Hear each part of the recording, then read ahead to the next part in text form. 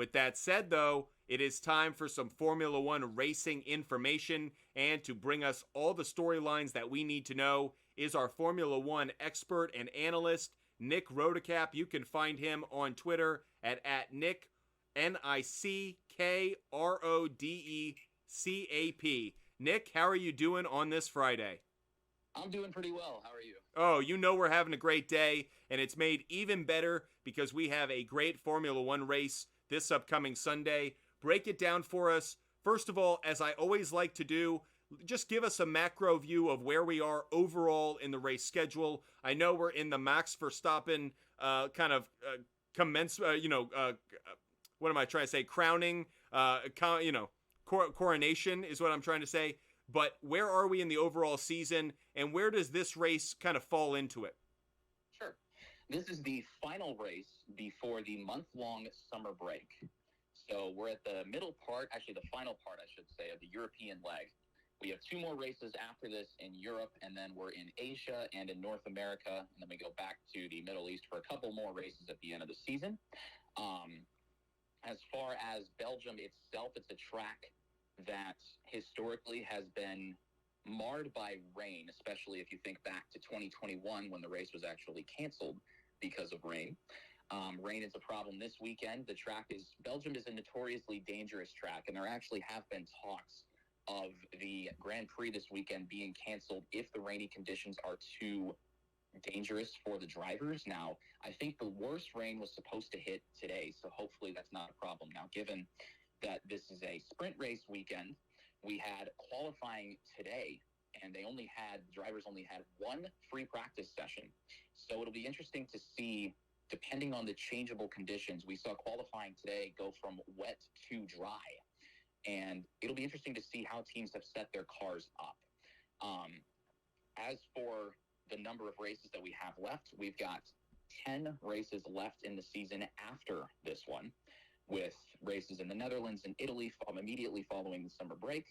Then we'll go to Singapore, Japan, Qatar, Austin, Texas, and then Mexico, Brazil, Las Vegas, and finishing things up in Abu Dhabi. So that's kind of where we are in the season right now.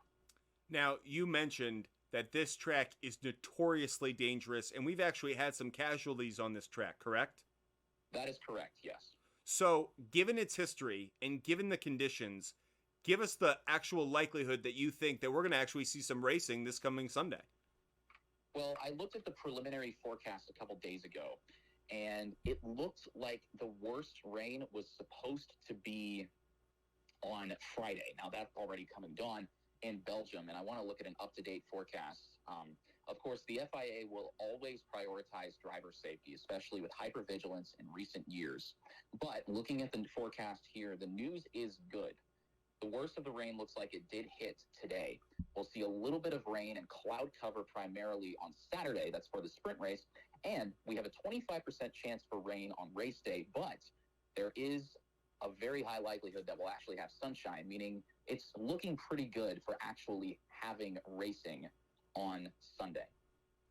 Now, just to continue the thought, why is this track so dangerous? Is it because of the slick conditions when it rains, or is it actually because of how the track is constructed and that maybe lends itself to a more dangerous situation when moisture is included? It's because of the sheer scale of the track and its location in the Belgian countryside. The primary dangerous corner is a corner that's actually made up of two separate curves. It's Al Rouge and Radion. It's a steep, blind left to right flick that you're taking flat out at about 175 miles an hour. Wow. And when you hit the peak of the hill, there's a straight called the Kemmel Straight.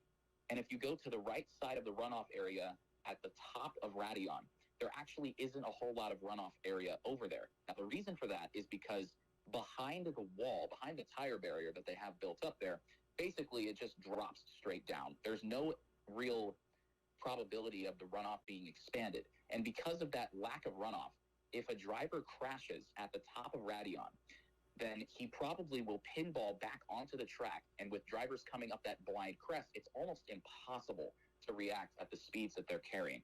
That was the reason that we saw Antoine Hubert die at the Formula 2 race in 2019. And it was also a big part of Delano Van Toff's death earlier this month in the Formula Regional Europe race. I think it was on like July 1st or 2nd. And I don't think that people are aware enough of just how dangerous this track is, at least to, again, the casual fan like myself, which has me actually, and I hate to say it this way, even more intrigued. It has me wanting to watch because that element of danger is increased in this weekend's race.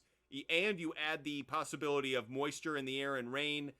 It actually intensifies my interest in the race. I know that may make me kind of, the ultimate rubbernecker of Formula One, but it actually kind of intrigues me as to who's going to come out of this race unscathed.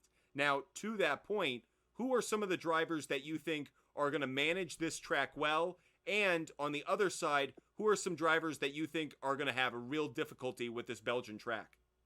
Well, historically speaking, Max Verstappen has been very strong here. If we remember back to last year, and this actually surprise, by the way, that Max is strong somewhere.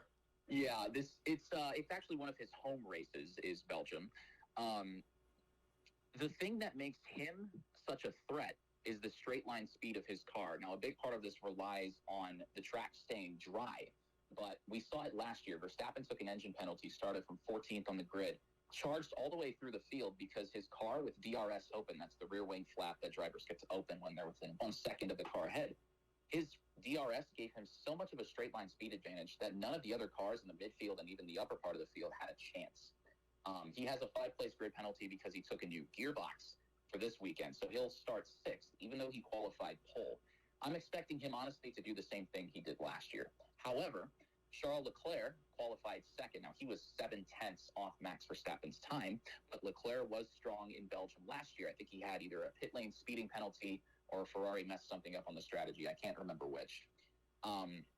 McLaren looks like they've taken a little bit of a step back. Now, this was kind of expected because I mentioned the teams will set up their cars different ways. McLaren opted for much more rear downforce. Now, they're relying on probably Sunday, race day, being a little bit more rainy than it is sunny. And they'll also be able to make up time in the middle sector, which relies primarily on cornering ability, but they'll get caught out hugely on the main straight, and I mentioned on the Kemmel straight as well. I don't expect McLaren to continue the run that they've had. I said the same thing in Hungary last week, and they proved me wrong, but this is a track that, with the way their car is set up, I don't think suits them very well. You mentioned we're about to go into a month-long summer break. How does that impact this race? Is there anything about either the strategy, the makeup of the car? Is there any real impact that has, or is it just a note in the scheduling? Well, I think that I do not believe that the teams can do any work for at least the first 2 or 3 weeks during the summer break. I think for the teams as they approach this weekend, this is sort of a good place for them to see where they stand, whether or not they want to continue developing their cars for this season. So if we look at, say, Mercedes, or if we look at even McLaren or Aston Martin, I guess would be a better pick. If Aston Martin keeps sliding down the order like they have, I mean, they were the second best car in the early part of the season, and they've just kind of been nowhere. If they continue that trend, I expect them to say, hey, we're done developing this season's car. We're going to focus on 2024, and we're basically just going to write off this season. On the flip side of that, if you're Red Bull, if you have a clean sweep this weekend, you win the sprint, you win the Grand Prix, and get fastest lap, you're pretty much locked in for the Drivers' and Constructors' Championships either way. So they could probably say, hey, we're in the same boat as Aston Martin. We're going to just stop developing this year's car because we already have so much of an advantage. On the flip side, you might see some teams try to catch those other squads napping, for instance, say Ferrari. They've had a nice turn of form recently. They could be like, hey, we're going to push for 3rd or 2nd in the Constructors' Championship. We're not quite done yet. We're just getting a comment in from TikTok Live from one of our loyal viewers. Jorge says Leclerc finishing top 5 is plus 250. You got to agree that's a take it kind of play, right? Yeah, honestly, I think so. Leclerc he won his 2nd career race at Spa in 2019. He was very strong in the race last year, and Ferrari historically has been good when it comes to tracks that rely on engine power and straight line speed. I think that's something that is very much in play for Sunday. If you guys want to check out all of the notes, storylines, and picks that our Formula One expert, Nick Rodecap, has on our website. You can go to buttfumblesports.com. You can check out his Formula One article. He does a brilliant job breaking down racing for us every single race week. Want to give him a big shout out. Again, you can find him on Twitter at Nick Rodecap. That's at NickRodecap. Nick, thank you so much, and I hope you enjoy the race this weekend. Absolutely. As always, thank you for your time. I appreciate it.